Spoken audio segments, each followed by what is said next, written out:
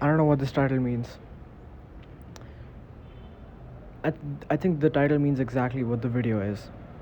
So, fuck, I forgot to check. I was gonna check the date of my last uploaded video on this channel, and I didn't, but I'd assume it's been about a month.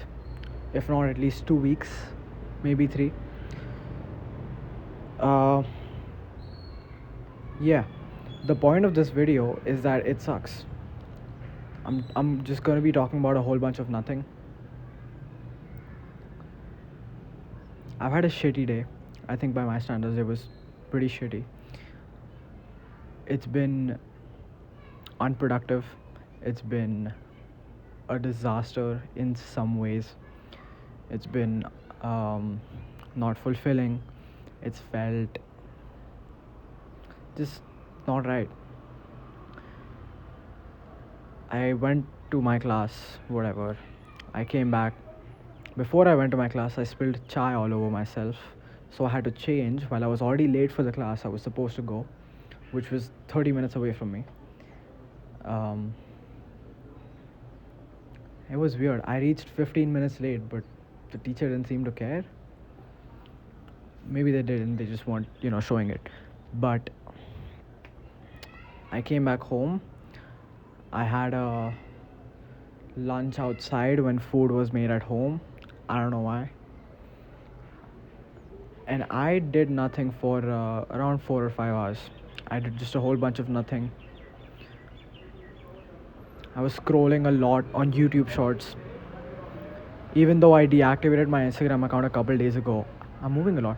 Even though I deactivated my Instagram a couple days ago, I'm just replacing the thing I'm trying to avoid with something else.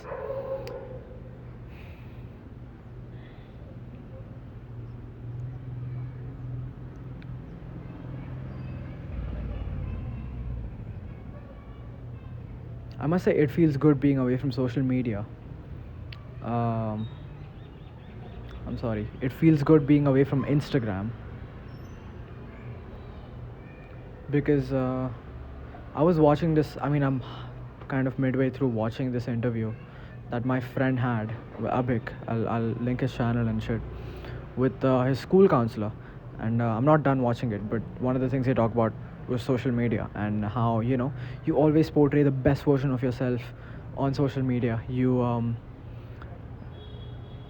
want to show the best parts of your life, the best picture you took out of like 100, right? I see this a lot. I want to talk about like another thing related to like the 100 pictures thing, but it feels good being away from that. It feels good being away from trying to curate your uh, your profile so that people will find it appealing, so that people will agree with you on certain things. And some of those things are really personal, like whether or not your face is attractive or whether or not they like this picture. And I mean, I get the whole curating your profile thing when it's something artistic, right? When you want to express something that you genuinely think is art, and you want to do it a specific way, and even if people don't get it that way, it doesn't matter to you, because it's all about the expression. I mean, for me at least. But posting pictures of yourself is not art. And I won't deny the fact that I post a lot of pictures of myself, or at least my face. But a lot of other shit is just, good pictures I took that I think look good, but nobody really cares about that, right? Except for maybe that one or two people who think, oh, that picture's pretty cool. I like the composition in that. I like the way he color graded this photo. I like the way, just shit like that, right? It feels good being away from that pressure, because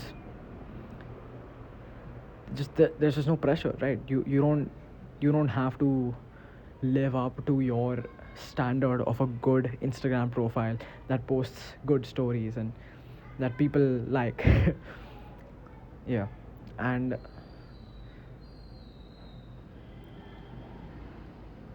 there's another part to it, which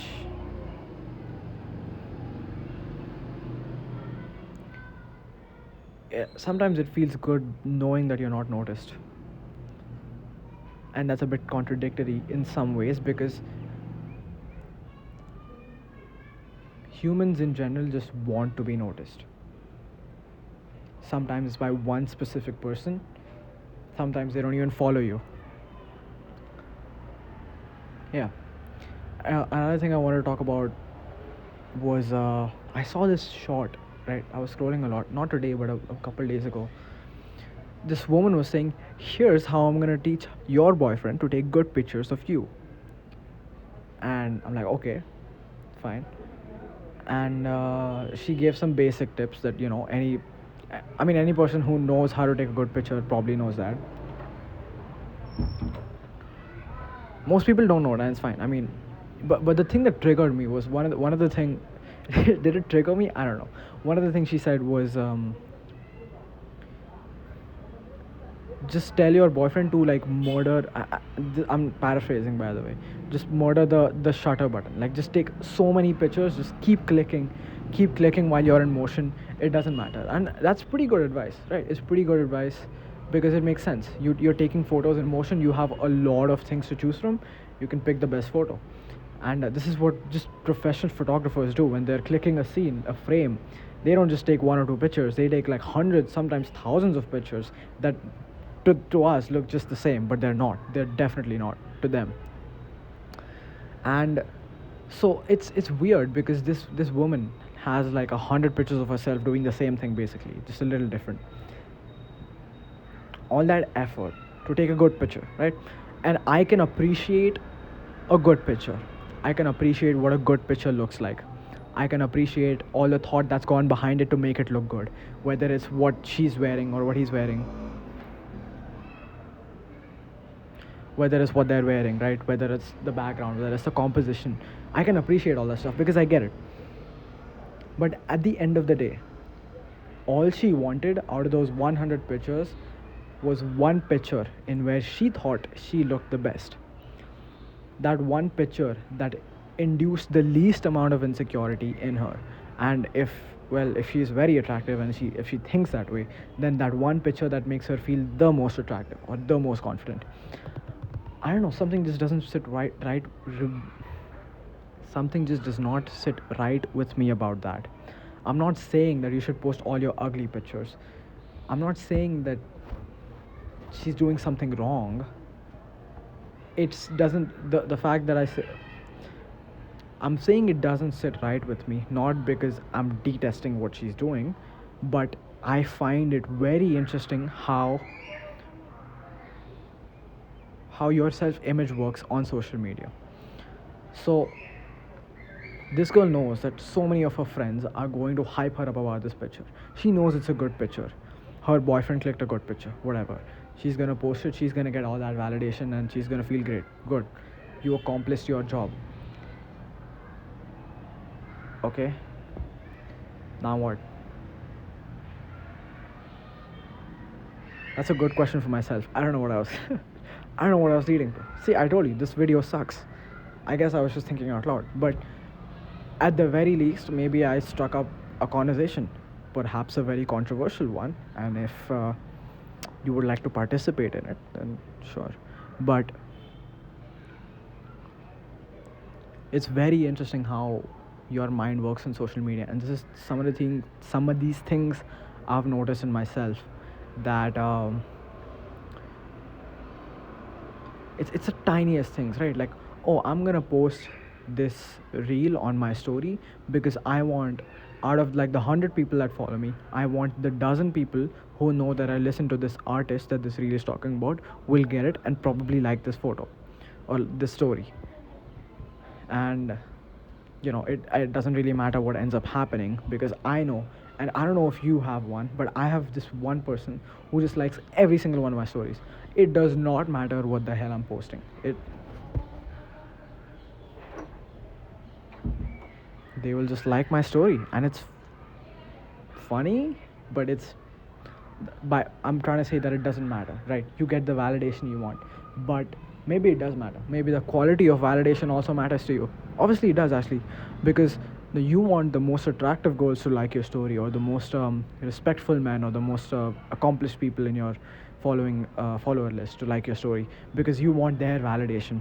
You want them to assure you that, you know what, you put up a good story. That's a jolly good. You put up a good story.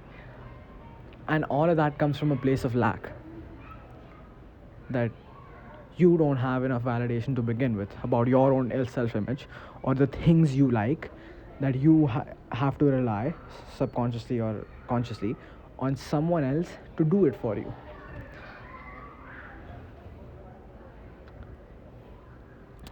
This is something that happens with me so often, and it's extremely funny because even when I'm off Instagram, I notice the same patterns in real life interactions, on on WhatsApp as well, when I'm conversating with people, is that your your need for validation comes from a lack.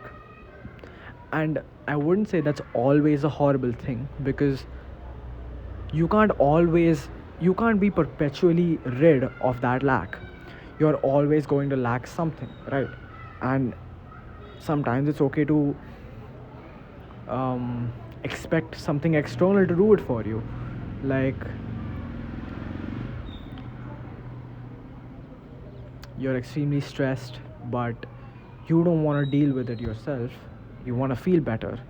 And instead of trying to calm yourself down, you could just, go to your wife or your husband or your partner or whatever, and just be like, or your mother or your sibling or your friend, and be like, yo, I don't feel good. Can you hug me? And that's fine. Like, it's fine to ask for things directly or indirectly, implicitly or explicitly, from a place of lack, obviously. But there's a boundary, I think, or there's a line, or there's a segregation between the kind of lack that you are supposed to have, or that you should be okay with having, and the other that you shouldn't. I don't know what I'm saying, by the way, but I guess it's okay to, you know, come from a place of lack about safety, or care or love, right? I mean, as humans, we'll always be in the lack of something, so it's okay to reach out for safety and care and love, but for validation about your self image. This is something very personal, by the way. Like a lot of people will have completely different opinions about this, because it's their own set of rules. You can't decide something for someone else. For me, at least, the validation that you want about your self image from other people on social media specifically just feels wrong. It just feels, I don't know, it just feels gross, right? It feels I don't know what it is. It feels weird, but you're fine doing that otherwise, in more ethical ways, I guess, or more acceptable or more common ways, like asking someone, "Hey, do I look good?" "Yeah, you look good." Things like that.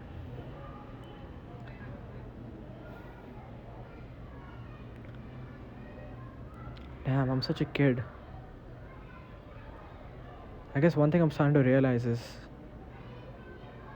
so many other things you say, you should not give them the weight that you think they deserve. I think almost everything you say, everything you claim, everything you want to be true, everything you think is true, everything you think should be the way it should be, you don't know at all. You don't know shit about it. You know enough from your perspective to probably form an opinion about it and speak about it, but that's about it. You don't really know how it affects you until you try it, you have experience with it.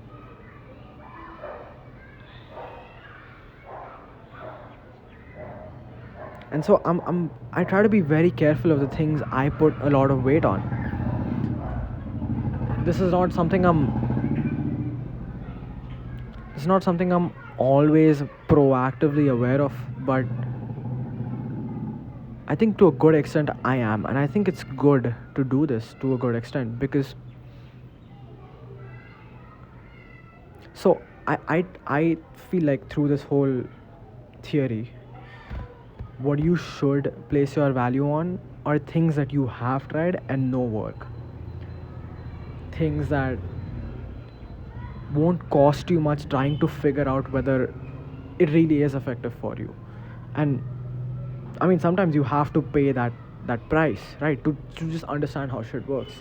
But mostly for the time being. So it's something as simple as uh, choosing to be a bit less. Let's say you're late for a class, and you've been late to that class multiple times by only like 5 or 10 minutes, and you do the you're about, you know that the same thing is about to happen. Then you can, you can ease off, you can not be so stressed about it, because you know that being 5 to 10 minutes late is okay, unless you've set a standard for yourself. I mean, which you clearly haven't if you have been late so many times. But okay, that was kind of a bad example. But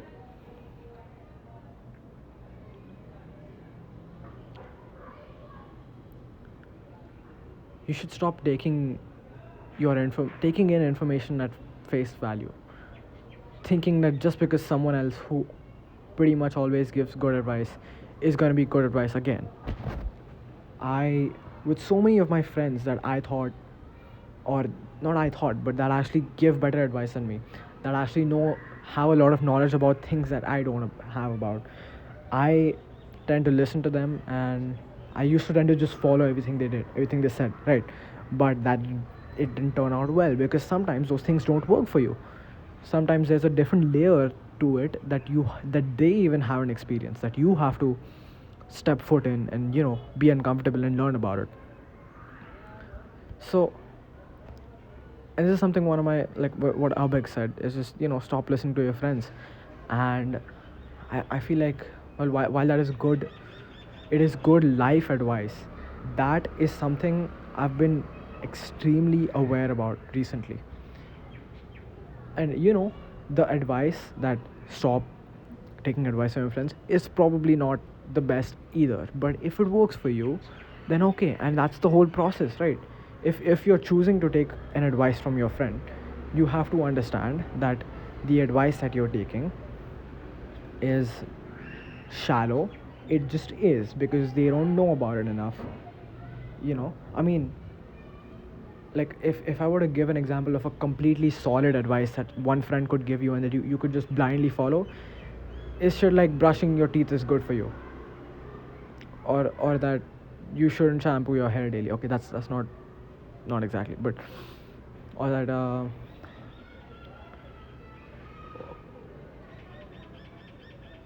wearing thick clothes is good for you in winter. Drinking water will help you be hydrated. Going to the gym will build you muscle. Things like that, right? But what I've realized, I say the phrase things like that a lot, and I don't like it.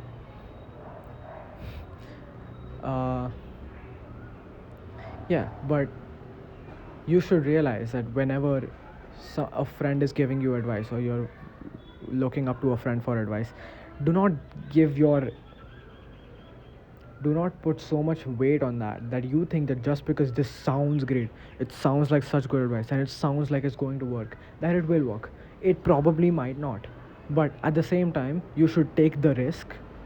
If you And that's a judgment you have to make on your own, whether you should take the risk of following this advice or not. But understand that following this advice comes with the risk that it might not work out. At the same time, it comes with the opportunity for you to learn what actually works. So if someone told me that, what, you should go to the gym 6 times a week, take one day off, go for a run on that off day for recovery. If I am desperate for building muscle, I will follow that. Okay, I'll follow exactly what he's saying. I'll follow all of the workouts he's doing, whatever. I'll do it myself. I'll form a routine, and a week goes by, probably it doesn't work out.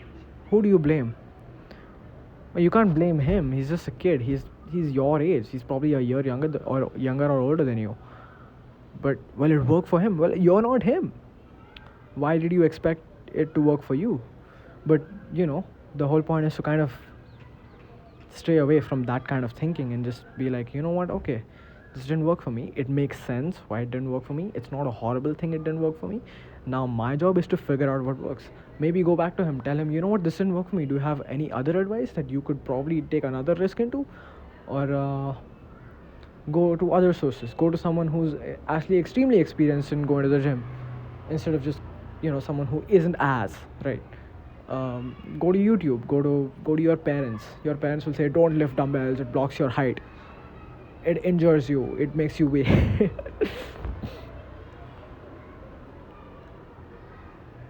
So I guess you just have to be really mindful of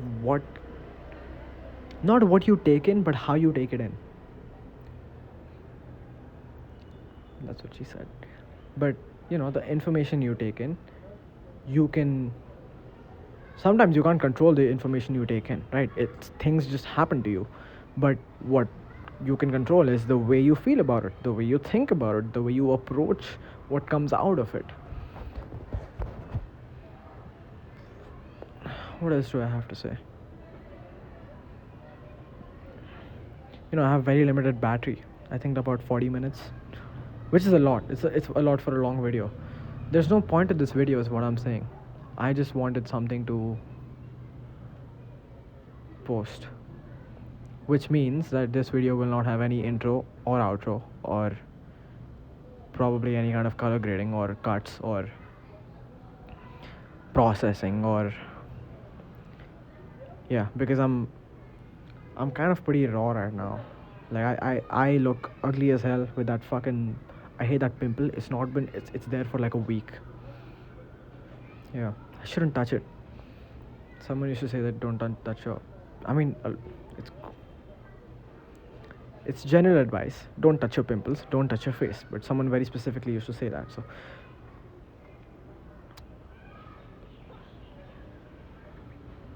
I look so dull. Like, yeah, I'm using my handy cam, that's why. But yeah, since the last time I posted, I'll tell you what I've been doing in terms of things for this channel. I think I have a lot of content, a lot of video, a lot of audio, a lot of good amount of ideas, not as much, but just a whole lot of nothing. I did start to work on this one short or this reel or this small video. It's not done yet. I have a lot of video ideas written down, how to execute them, but it means nothing. Yeah, like I took the step forward to kind of edit the video that I was editing and that I've kind of stopped for now, but I'll get back onto it until I finish it. And it's so funny, it's just a 1 minute video, but I fell off. Posted 3 videos in succession. Great, used to think it was great scripting, great writing, great videography, great color grading. No, maybe the third video was like, it was fine.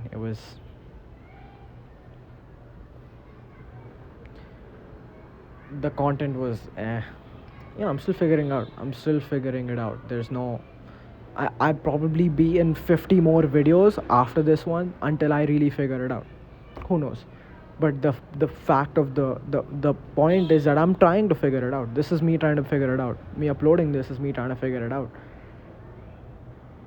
instead of just sitting in my room feeling depressed and writing, I should make a video about the fact that I'm depressed. Let's see how many people will watch that. And writing down ideas. Oh, this is gonna be so great. I imagine it in my mind. This framing with this guy in the middle, and he's doing this action. That's great. Like, you should think about shit like that, because that's how your shit comes into reality. But it doesn't mean shit if that's the only thing you're doing. I think up until you can accurately imagine or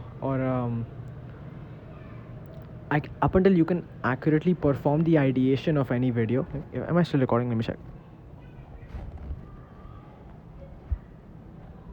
Yeah. So up until up until you can accurately perform the ideation of a video, you shouldn't spend too much time thinking about it. It might be good, right? Like, if you do spend a good amount of time thinking about it, about what shots to take, about being a bit more creative on this side, on this part of the video, or writing something really beautiful and executing it very well, it's great. But the issue is that it takes a lot of time and effort, and it's hard to keep that up. Instead, I think you should, I don't know yet, but I think it's more effective to build the habit of being in front of the camera, talking shit until you're able to talk about actual tangible things that will actually bring some sort of value to the viewer. Nobody is gonna watch this video through, like, till the end. No, I swear, maybe one person, and that's just probably gonna end up being my best friend. What good is it if the only person who watches my videos till the end is my best friend? But that's not even the point. This is supposed to be a horrible video. This video sucks. That's the title, bro. What do you? Yeah, but it is so valuable to build that connection, that those neural pathways in your mind, that the moment you pull out the tripod and hook the camera on and start recording, you will have things to say. Up until you keep doing it until you have a script, until you're able to be so I think effortless at the ideation of it. Like, there's obviously some effort involved that you have to take always, but up until the fact that you can just do it effortlessly, you should just keep doing it effortfully. This is me taking the effort to set up the tripod, to get the angle, to try to stand in front of the light, to get a good audio recording with a fucking sock on, to there's still some effort involved, even though this video sucks. I'm basically just ignoring everything else that comes with editing the video and putting that color grade in. It's great. It's great practice. You should do that. But why not do that with videos you already have? This is an advice one of my friends gave me, like Abhik. Why do I say one of my friends instead of just Abhik? Everyone knows who Abhik is, I think. Well, if you don't, then now you will. 5 minutes left on my recording. Perfect. What else do I have to say? Have I ran out of things to say? Or should I just fill the rest of this video with a zoom in shot of my eyes? Because it's so aesthetic, because it's so effortless, because see, that looks ugly as shit. Because it's so easy to make people watch this kind of shit. Because YouTube is just so easy, because you don't have to do anything at all. You just kind of have to be pretty and sit there and talk about controversial things, or talk about crystals and healing and how to make your boyfriend take better pictures of you, or why your ex doesn't text you back, or how to get over your ex, how to bring your ex back into your life, how to study effectively in 30 minutes, how to draw a human figure in 5 minutes. What am I saying? How to be less depressed in 15 minutes. Watch this now. If you want to be motivated, watch this video now. Andrew Tate motivation clips. HD 4K or something. 4K is not HD. Focus, yaar. Are? Okay, I have 3 minutes left. Yeah, I don't have anything to say. I'm just gonna stand here.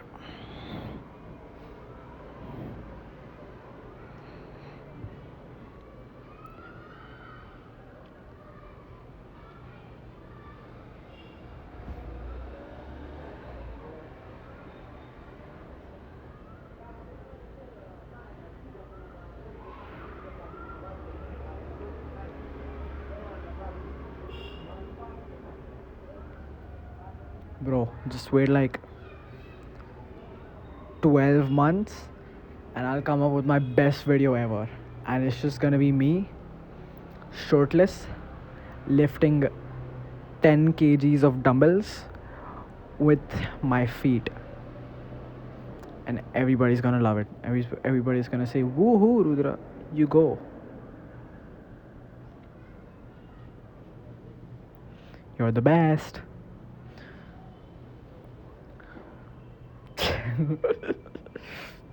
Okay, that's enough. That's enough.